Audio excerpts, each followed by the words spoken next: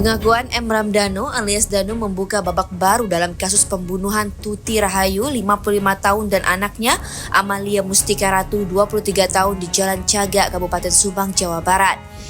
Dikutip dari Kompas.com, setelah Danu ditetapkan sebagai tersangka, beberapa orang lain yang terlibat dalam pembunuhan ini ditangkap polisi. Jadi katanya Danu sudah mengakui dan di dalam pengakuannya itu langsung atau tidak langsung menyeret nama Yosep, Bu Mimin dan anaknya. Kata Rohman Hidayat, pengacara Yosep di Markas Kepolisian Daerah Jawa Barat, Selasa 17 Oktober 2023 malam. Yosep merupakan suami Tuti dan Mimin adalah istri kedua Yosep. Menurut Rohman, dua anak Mimin yang sudah ditangkap Arigi Reksa Pratama dan Abi. Keempat orang itu disebut sudah ditetapkan sebagai tersangka. Bu Mimin, Pak Yosep, Arigi, dan Abi ditangkap dan ditetapkan sebagai tersangka atas dasar pengakuan Danu, sebut Rohman.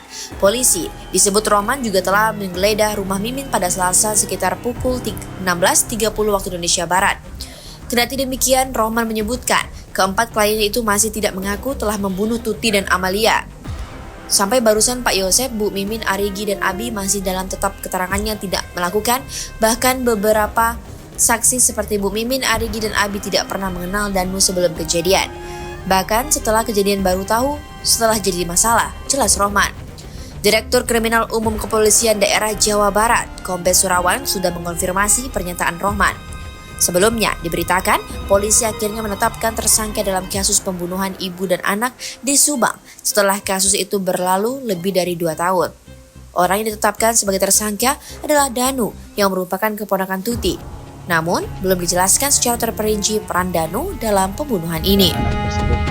Masyarakat masih tanda tanya kenapa hal itu bisa terjadi dan masih menganggap bahwa Danu tertulang dari timbal kasus pembunuhan ini. Dan sampai saat ini masyarakat masih menunggu pihak kepolisian melakukan penyelidikan dan mengembangkan kasus atau apa yang sudah diungkapkan oleh Danu tersebut sehingga bisa temukan pelaku utamanya yang selama ini masih dianggap berkeliaran belum bisa ditemukan sampai saat ini. Dan masyarakat juga